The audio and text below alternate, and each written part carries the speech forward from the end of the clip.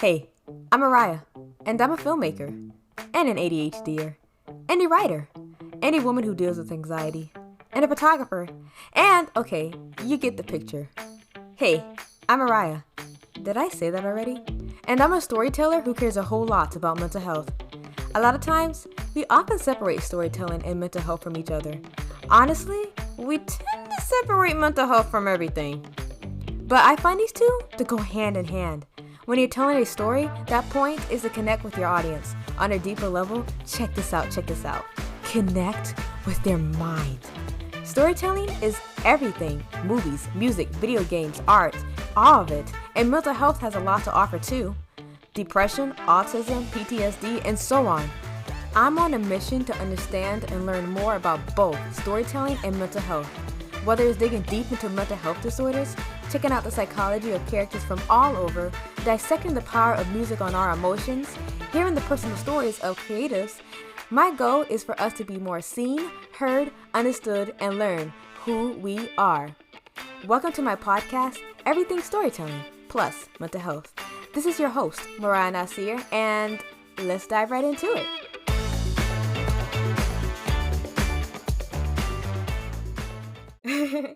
Hey guys, and welcome to episode 4 of Everything Storytelling plus Mental Health. And today we are going to talk about the writing life and raising awareness of mental health through the power of playwright with Camille Simone Thomas. Camille Simone Thomas is a playwright and creative located in the Bronx. She's a 5th-generation Detroiter through her father's side and a first-generation Jamaican through her mother's.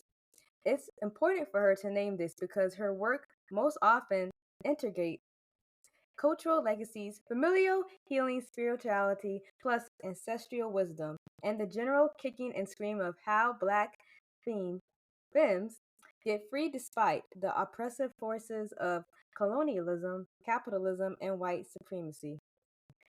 Her plays have been workshopped at New York Theater Workshop, Playwrights Horizons, Sanguine Theater Company, Blackboard Playwriting Series, Lime Arts Theater Company, American Slavery Project, the Obie Award-winning Harlem Nine, and Detroit Public Theater Company, Dixon Place Workshop Theater, Barter Theater Company, the National Women's Theater Festival, The Brick, and more.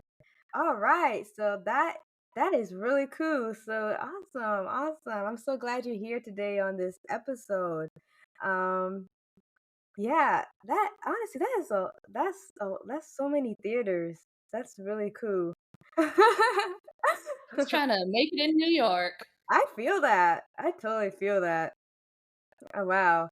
I need to when I go back to New York, I definitely want to go and watch some more plays. I watched one play in New York and it was like a Broadway. It was Wicked.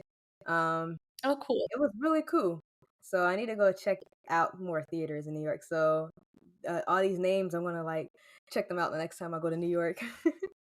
Yes, Wicked was my first musical I think I've ever saw, or at least if it wasn't my first musical, it was definitely the first musical I saw in New York and like my first Broadway show. Okay, cool. So exactly the same. Exactly the same. Are you excited for the new Wicked movie coming out? I mean, I guess I'll see it. Mhm. Yeah. Yeah. I'm excited. I guess just because I'm like an Ariana Grande fan and um I like Cynthia as well. So I'm excited to see it. So but that's cool. Yeah. No, I just don't watch a ton of movies. Like, I feel like my sounded shady, but it's literally because I just don't go to the movies that frequently. No, I feel that. I think I go in like a little, I guess, phase where I'm like, oh, I'm all into movies, and then I'm not, which is funny because I am a filmmaker. But like sometimes I'm just like I might be into like video games one day, and then all into movies another day. So that's just kind of where I'm at. So I understand just like not feeling movies a lot of times sometimes because I feel that way sometimes. So before we get into the episode, just want to do like a mental health check-in, how things are going, how's everything going the last few weeks. I will start so to make things easy. So my last few weeks has been like up and down. Last week was just pretty trash. I'm gonna be honest, it was just trash. It was not that great, honestly. It just was not that great, and I just worked through it. I'm so glad I made it through it, and this week was it was just like more like peaceful and calm. Honestly, compared to last week, I just feel like I had a lot going on, and I was feeling very overwhelmed, not having the greatest with dealing with anxiety or anything like that. So it was just nice this week to have kind of like more of a relaxing days, kind of calmer days and things like that. And this week went by fast, and I'm glad there is a extended day this weekend. Like I have a 3-day weekend, so I'm pretty hyped up about that. So I'm doing pretty happy, and I'm excited because we're doing this podcast recording. So I made episode 4. Like I just can't believe I made episode 4. Like, but anyways, that's just where I'm at. So how about you? Oh, thank you for sharing. Oh, I am tired today. It was a good week, but I leave for DC in the morning to like do some playwriting stuff. I'm doing a fellowship with this library and theater. And so I've just been trying to rip and run all day. I had to go pick up my inhaler, but then I realized I sent it to the wrong pharmacy, and the pharmacy that I sent it to is like 45 minutes away instead of 10 minutes away. So I was like, now I gotta get on this train and go all the way into, Midtown to go pick up this inhaler. And then I came all the way back up.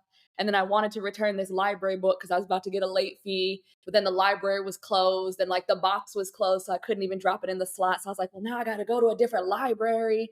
So today I have just been ripping and running and trying to pack and like clean my apartment because my subleaser comes on Sunday or something.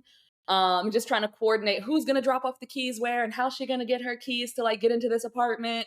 So just a lot of again ripping and running. So I'm a bit tired today, but like it was a good week, but today was just hectic. Yeah, it definitely it sounds like honestly a lot. It sounds like my life, to be honest. Mhm. As you were talking, I'm like, dang, this sounds like my everyday life. So, Chaotic, very chaotic. yeah, wow. But hey, you made it, and it is the end of the day. So, but that's cool you're going to Exactly. And then I'm DC. gonna journal after this. It'll be a good night. Yeah, it's cool you're going to DC. Is that your first time going to DC? Oh no, I've been a couple of times, but I'm staying for an entire month. So this will be like my first long term stay in DC. Okay, cool. Yeah, I've been to DC. Hmm. I know I definitely been there more than once, but I don't know the exact number of times I've been there.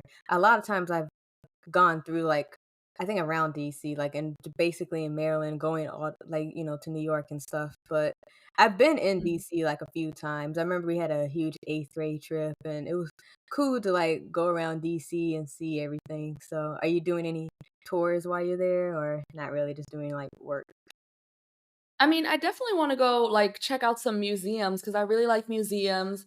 I asked some friends for some food recommendations, um, but, like, my main focus is research and writing and reading, but I definitely do wanna, like, see the city because DC is cool. Oh yeah, yeah, for sure. Have you ever been like in the White House at all, or check that out? Nope, never been in the White House. I know I wanna go see, like, the African American Museum of History, and I think there's, like, a linguistics or, like, a language museum that I wanted to check out. Oh, cool. But I just like I'll just go in anywhere, walk around, see what I see what I get into. Yeah. Okay. Cool. Yeah, I never been in the White House tour. I just was curious if you, because I know you've been to DC before, so I was just curious if you took a tour there. But yeah, I think I went to the African American Museum. I don't really remember though much because that was a long time ago. But the Linguistics Museum you mentioned, that's new. That I think that's what it's called. I think it's about like language and English and some stuff. I could be completely wrong, but I'm gonna figure it out. yeah, but I'm just curious to like know like a museum about that. I want to check that out. So yeah, just let me know about that if you do go or anything. I'm curious. All I will. right, well, let's get right on into the episode.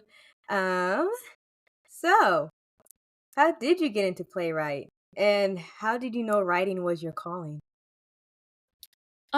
I was an actor, and I mean, I do still act upon occasion, but I moved to New York and I wasn't necessarily getting cast in a lot of things. I was auditioning, not really getting cast. It wasn't going anywhere.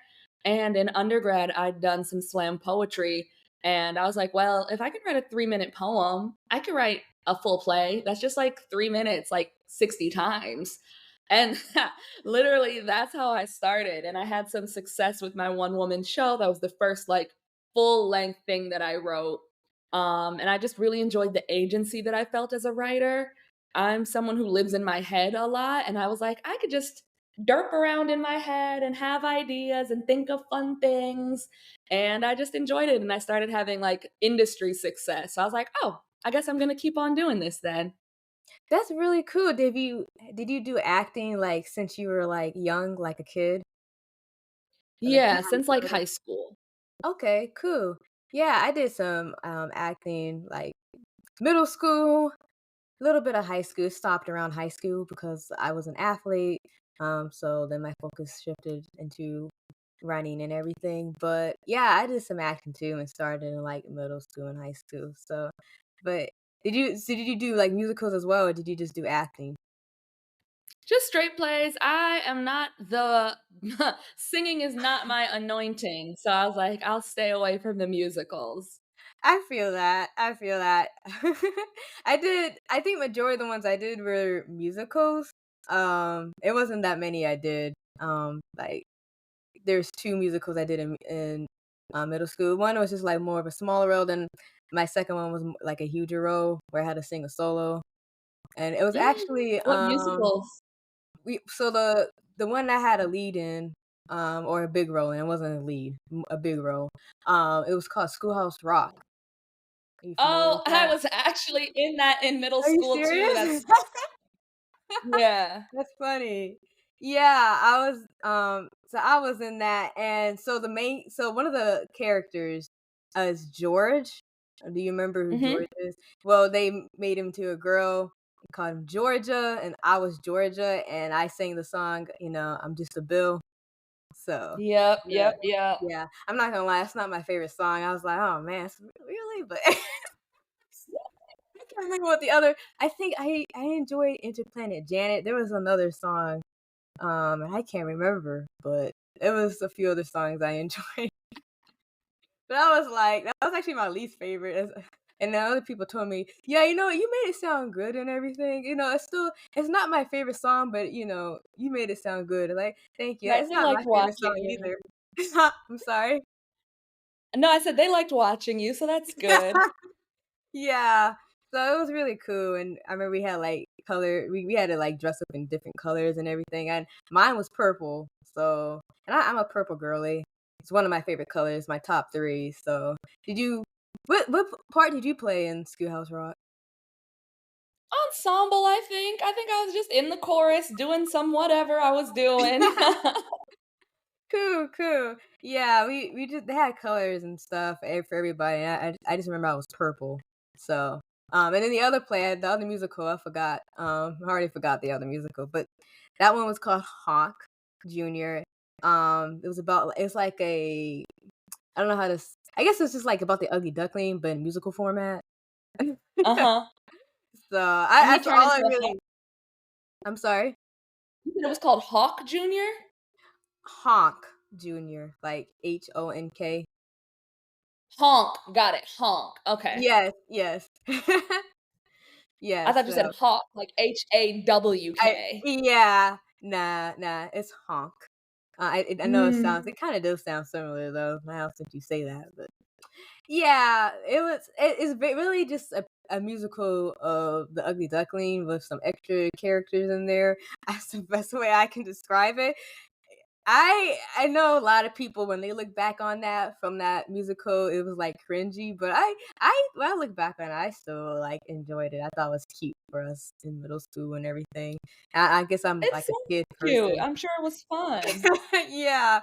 So, and we didn't even dress up like in animal costumes. We had like actual it was like regular like human clothing, but like in like the colors of like the animals. and it had like feathers and stuff. So I was like a duckling, and I had like this like cute little, I guess like a southern dress with some feathers, orange feathers to it, and had my orange stockings. Yeah. I love costumes. That like really makes the show. It really does. It really does. It's just like bringing up memories. But anyways, we're going back to you. I don't know talking about before. Go back to you.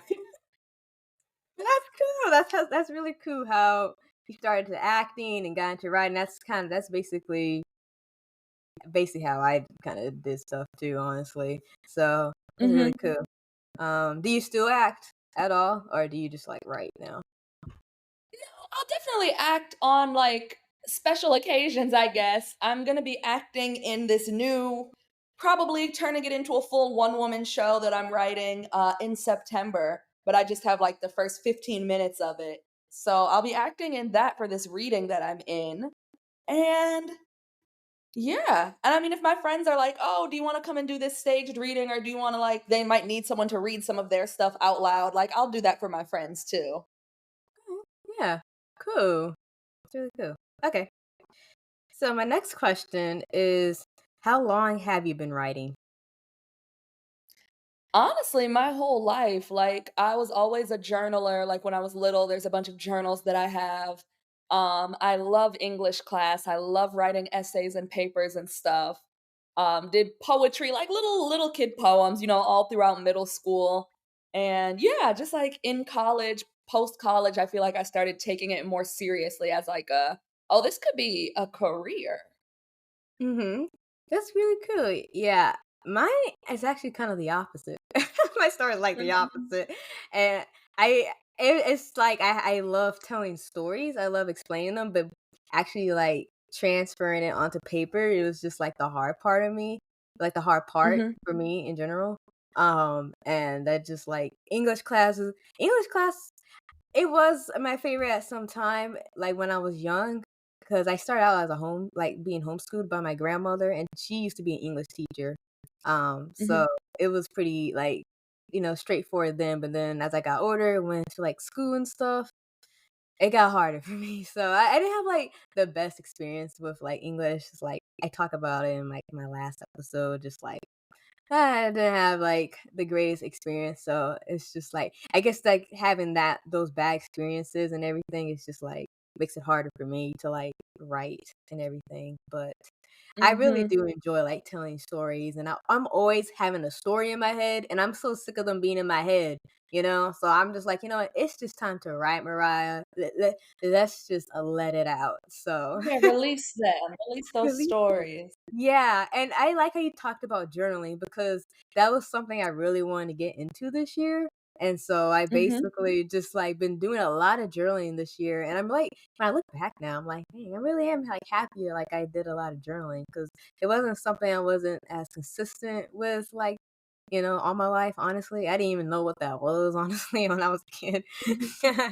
So like now like me like actually like this year getting into it, it's just like, ooh, so that helps a lot as well. So yeah, it's Yeah, it's it's cool very how you calming.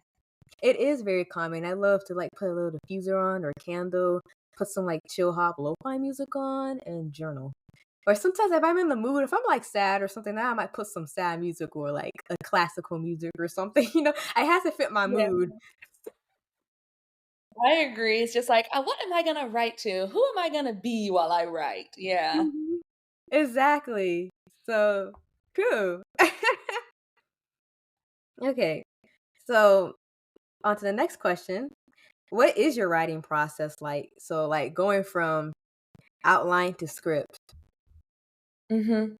I typically don't do outlines. I feel like my writing process is very spiritual, and I used to hate it when artists were like, "Oh yeah, the idea came to me from the universe or somewhere." But I really do feel like my ideas come from God. Like I'm super Christian. I believe in Jesus and all of that. So yeah, I will have some kind of idea dropped into my head, usually based around like something I see or something that I'm really frustrated or upset or wrestling with. Um, And then I research and I'm like, oh, what are other people saying about this idea? What is already happening around this idea?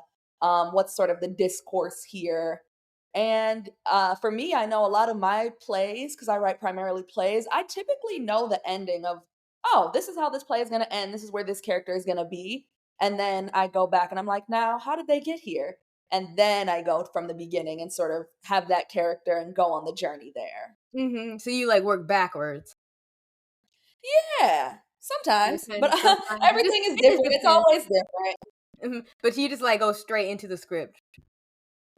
Like, Yeah, I don't really do outlines. I feel like with my first play, because I wasn't trained as a writer, I literally mhm, just didn't know what I was doing. So I was like, well, let me just start writing some stuff and see where it goes. mhm. Yeah, see, I get that. For me, it like varies and it depends what it is. So the first two like screenplays I wrote, I didn't at all do an outline. The second script, which is Mhm. actually the first film I made like a few years ago, I just wrote that. I have no outline. I was like in my fields, and I just decided I'm just gonna start writing because I had like the idea for a little bit, and I was just like I'm just gonna start writing. So I was just like writing, and then I think I'm pretty sure I wrote like that entire day. I don't know if I wrote the whole script in a day or just like in that week time frame. It's about like Mhm. something pages. Um, and then I made it to the I think at the first I couldn't even figure out how my ending was because usually I am like you I have an ending. I have the ending before I have literally my plot. Mhm. So I for that time I actually didn't even know what the ending was going to be. Like, how am I going to end this? And it just came to me. It just came to me, you know. So I wrote that ending. I was like, ooh. So So, where do you get your story ideas from? Um, like life, different issues. The play that I'm going to DC to work on is called Sweet Blood, and it's about like it's speculative historic fiction around Jamaica 1776, and then I'm Jamaican. And so I was inspired, and it's all a bunch of different hodgepodge things that kind of come together to make a story. So my family, one of the ideas that like helped to go into this story, my family owned this summer home in Jamaica, like up in the mountains, and we lost it. Like my grandpa used to own it, and then he lost it. And we just have pictures of it over our home, and it's gorgeous. It's this gorgeous, like 8 bedroom, 5 bathroom summer home, dooty dooty doo. And I just was very curious about the history of this home. And I was like, who used to live here? What was this home for? Like, it's a really massive house. People typically don't live in 8 bedroom, 5 bathroom homes. And just doing research, I found out that it used to be a coffee plantation for like slaves. And I was like, Mhm, oh, that is so fascinating. mhm, So that was like one idea that was in my head, and I was like, what is this gonna turn into? And then another thing that was happening, I'm pre-diabetic and I have like high sugar levels and blah blah blah blah blah. And so that was an idea in my head. And then I was telling one of my mentors about it, and she was like, well, like ancestors, they were up in the mountains eating sugar cane because they were slaves and they didn't have anything else to eat. And like, I think it's epigenetics, and like that's where high blood pressure comes from, or like diabetes comes from, and take that with a grain of salt, whatever you will. But I was like, oh, that's an interesting story. So I was like, who are these women who maybe live in the mountains, who maybe are stewards over this land where sugarcane grows? And I just was very fascinated about Jamaican history, who speculative historical fiction. And also in the 1700s, I learned this. Jamaica was originally colonized by the Spaniards, and then the British came, were like, oh, we want this land. And so the Spaniards, some of them freed their slaves and they ran up into the mountains. So I was just like, oh, what an interesting turning of the tides of the times of the British are coming to recolonize Jamaica, and like, how are these women fighting back? So all of that to say, my ideas come from so many different places and they just kind of meld into one story. I really like that. I really like that. That's how I am too. That's literally how the ideas come from me. A lot of times I get my ideas of like watching a movie or from like current events or something in my life. So it's very similar. When you I have to say, when you brought up the sugar cane, I honestly forgot about sugar canes. I remember when I was like young, I always wanted to try sugar cane. Have you ever tried a sugar cane before? Like Oh yeah, it's eat sweet. that? It's yummy. Yeah. I always wanted to try it, and I finally got to try one, and I was like, "Ooh, this is cool." It was weird because it's not, like the Oh, yeah, it's actual not like sugar, yeah. Yeah, but I was like, but it's like, "Ooh, sweet." I don't know. You just like awoke on a memory for me that I completely forgot, and now I need to go and find some sugar cane Do somewhere it, around here. do it. I need to go find some sugar cane. But that is cool too about like the history too about Jamaica. Um, I just learned something new, so that's very interesting. Isn't like researching like so fun? Like especially for like the writing part, isn't that like super fun to do? Research. Oh, I love yeah, I love it. I'm like, I like reading, like, I love reading. I just love seeing what other people are writing about, thinking about. Yeah, no, I love research. Mhm, mhm. It's one of the reasons why I did this podcast and then, like, me doing writing, and I'm a curious person. I just got to know. Like, I just wanna Mhm. know, you know? And if it's not for either one, I'm still curious about something. I remember, like, this is completely random, but, like, months ago, like, earlier this year, I was, like, on this little fixation of, like, wondering if we can bring back mammoths. Okay, yeah. Yeah, so I was on this fixation that, okay, can we really bring back mammoths? And, I was, like, pretty obsessed with that for 3 days, and it turns out you can kinda bring them back, and, but not really, like, we have to mix in a little bit of their DNA of elephants, and I was like, "Okay, that's interesting." Are you gonna Yeah, write anything that's about it? I'm sorry. Are you gonna write anything about that? I don't know. Probably I don't have anything right now for that. It didn't really like spark a, "Ooh, I'm gonna write a story about it." But now since you say that, I mean, maybe in the future. But it was just like, and this is like an example of like me being like curious, of like in general stuff. But I do get curious a lot of with science stuff, especially for my writing. I'm actually like redoing my feature script, and that's something I actually have to outline because I tried to write a script for that, and Mhm. I got stuck.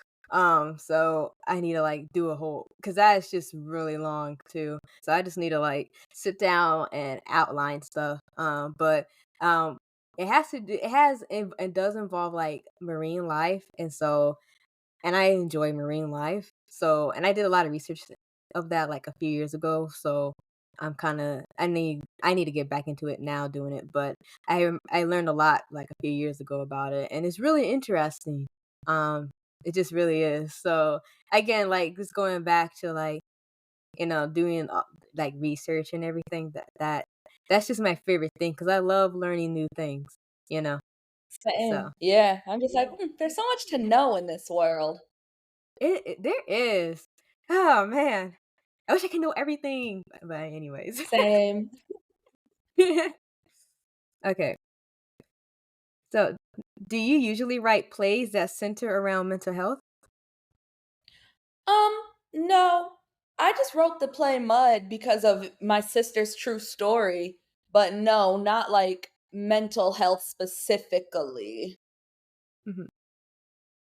Okay. So, like, general, like, what is it, like, random, or, like, just, like, anything, or, like, do you have a Like the specific content theme of you my write about? plays? Yes. Yeah, just whatever I'm curious about, whatever I'm upset about, whatever I'm inspired by. Yeah. Okay, yeah, cool. So mine has something to usually do with something like mental health wise, but it's usually more of like a lesson type like Mhm. in life, which is pretty much what most stories do anyways. Um, but cool. That's really cool. So like just tell us a little bit about I guess about the process of like your play with mud. Um Yeah, like I know you had to like yeah. learn about mental health and research that and everything. So Mhm. yeah, tell us about that, and also, like, tell us a little bit about Mud for those who don't know about your play. Yes, totally. Okay, so my play Mud or When Things Get Messy and How We Live with It is Based on a true story that happened in my real life in 2020, my baby sister had a psychotic break and she was diagnosed with bipolar disorder and she had to be hospitalized in a psychiatric institution. And before that, none of us had any idea she had bipolar disorder, or really, I had never thought twice about bipolar disorder or like schizophrenia or any of those mental health issues. Like anxiety, sure, depression, sure. Like I feel like those are talked about a little more frequently now, but I think bipolar disorder is something that's still very stigmatized. Um, and so she was hospitalized for 10 days, I believe it was. And writers, we're just sick people. And I was like, this is gonna make a great story. I'm gonna write something about this. Like, this is gonna be great one day. So that was my automatic response. Like, I need to process, I need to write. So I tried to write and I could not. There was just a lot of trauma surrounding the incident. And even though she was no longer hospitalized, there was still a bunch of just shit that was going on from her medication was not prescribed properly and she was having adverse reactions and still just very fearful on my end of like, well, can I tell her how I feel about something that she did that upset me, or is she mentally fragile right now and this could potentially send her into a spiral and back to the hospital and yada yada yada. So, and I also just was very angry and frustrated and confused as to why this happened. Cuz before that I was like, "Oh, cool, my life is pretty easy. My life is pretty simple." But this is really something that shook up me and shook up my family. And honestly, we're still dealing with the fallout of it in 2024. Like things are not the same anymore. So, part of that was just investigating family relationships, me trying to wrestle and be upset with God about why did this go? Why did my sister have to suffer this way? Why did she deal with suicidal ideation? This is not fair. So a lot of talking to God, a lot of processing, and then I got into like the research of it, of what is bipolar disorder, how many people does this affect, what are the symptoms, what are other people's experiences with this, how does it manifest in their lives? Yeah, and then I was able to kind of write the play throughout that process. Write 5 pages, put it down, come back, write another 10, put it down, come back, write some more. And then I finally finished it and had a full production. That's a really empowering story. I really enjoy that, and I was like, I just found a lot of like similar things. I feel like 2020 is a life changing year for everyone. I mean, I don't feel like it, Mhm. it is. It's definitely a life changing year for everyone. I was actually when I wrote my first script um, for my first film that I made, and Mhm. it was like I had like a similar kind of thing like you, where um, my grandma already was diagnosed with Alzheimer's, and just she was kind of at her end point at that point. And I wrote that script like that summer, and then like the next month she passed away. So then I felt dedicated into writing that script about Alzheimer's. And so that's kind of what I did that like. So I mean, it was already written, but it took like a year or two to like actually. Yeah, it took 2 years to actually like get it out, and by the time it was like the end of the second year, I was like a senior, and it was like a great like bon voyage, like I guess graduation gift. When that was finally completed. So yeah, hearing your story just reminded me about that, and I don't know why 2020 decided to be like just like Oh that for yeah, it was a me. Just wild time. yeah, it really definitely was, and it was hard to like because you like I saw in your play. It's just hard to like visit people. For me, it was hard to visit my grandmother, and because she was in a Mhm. nursing home. So it was just like hard to like visit people then and everything. And I honestly like, wow, it's just 4 years ago, It's just like now it's just like, huh. It's just because now, like, though everything's like, back to normal where it's like COVID and stuff is not like a big thing like it was like 4 years ago. So it's just like, Mhm. huh, wow. It's just weird. Yeah, So like it is weird. but yeah, I find that really empowering. Can you, describe a little bit of, like, what is the reason behind your title? Did you, like, answer that already? I feel like No. okay. Initially, I thought it was gonna be, like, more around God and, like, trying to understand why what was the grand reason behind this thing happening. So I think, and I have another play called At God's Back. And so I was Mhm. like, oh, maybe it'll be like a similar title. So it was going to be called As God Speaks. But then I couldn't justify the title with the play that I was writing.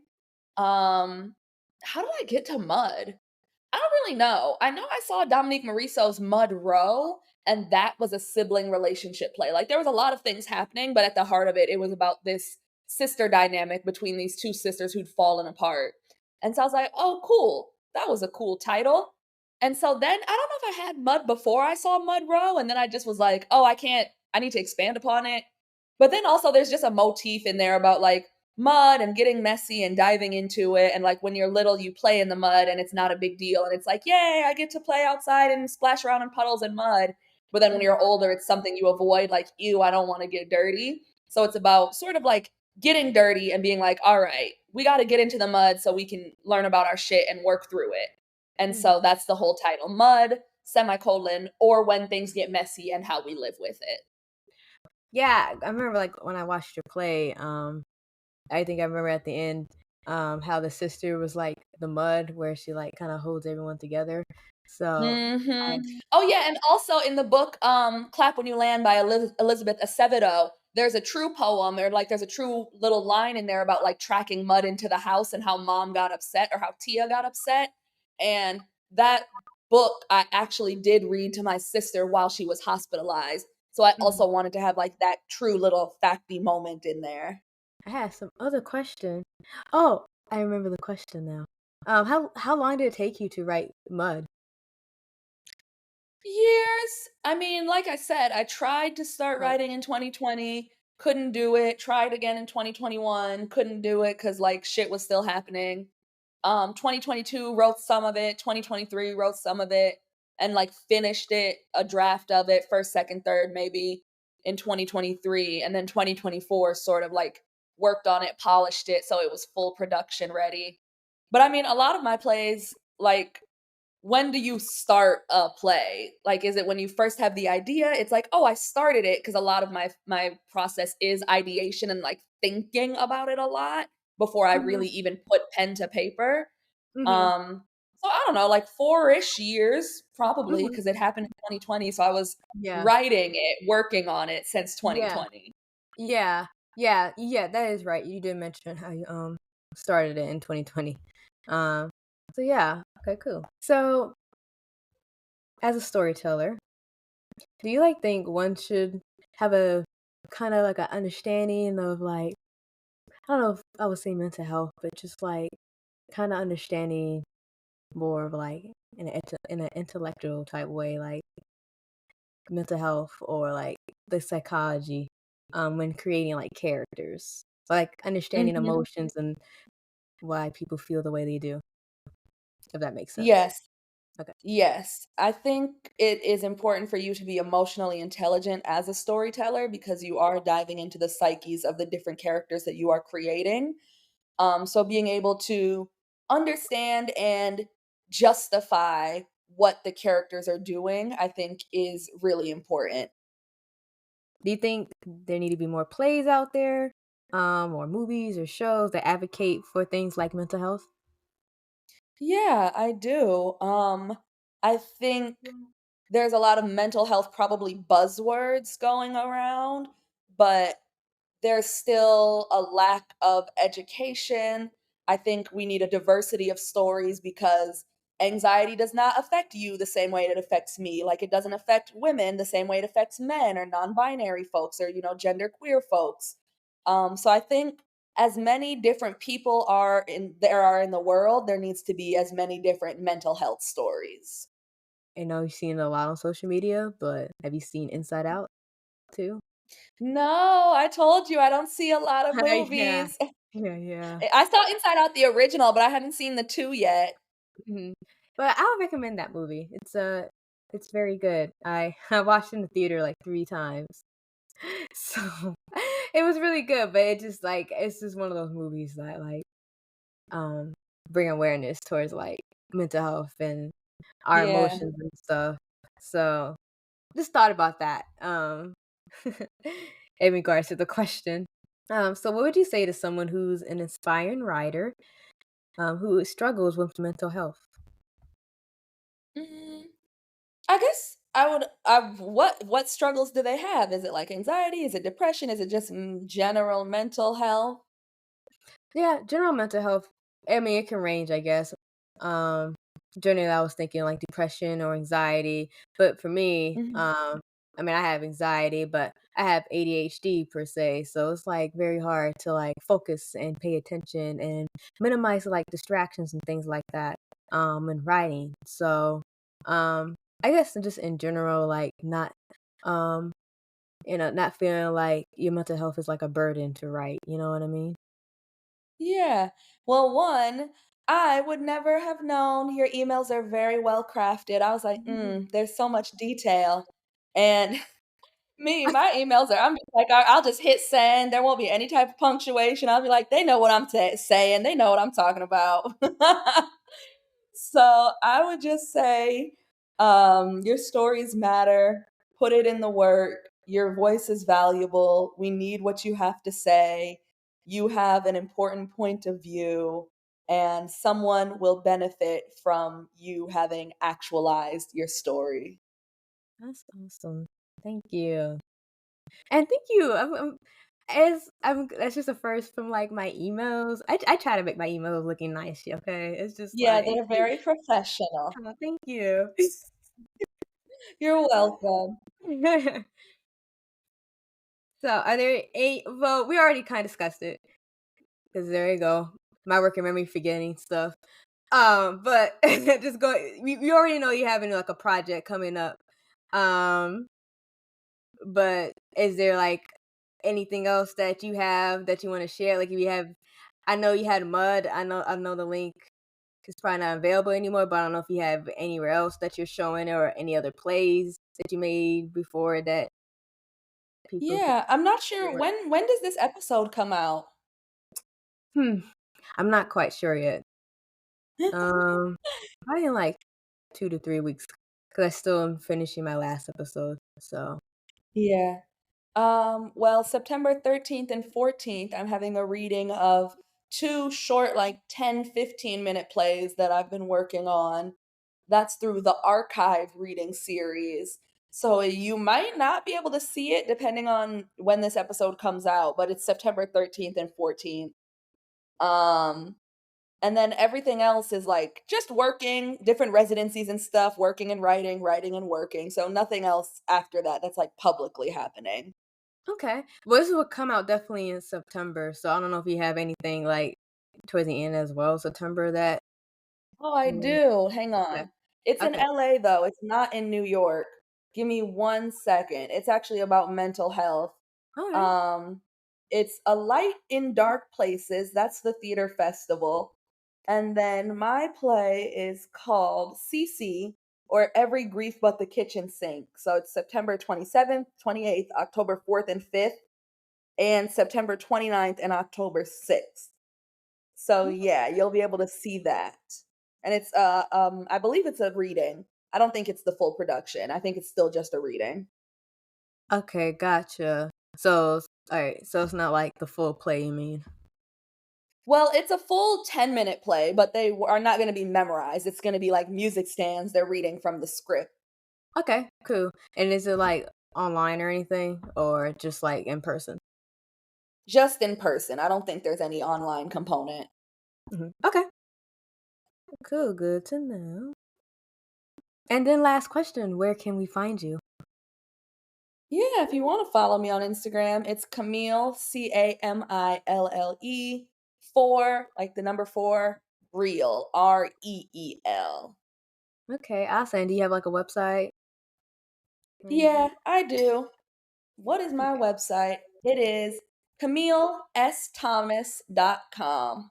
Alright, cool. I'll have this all in the episode description, so everyone can make sure they can, like, click on it and find you and everything, so cool. Yay!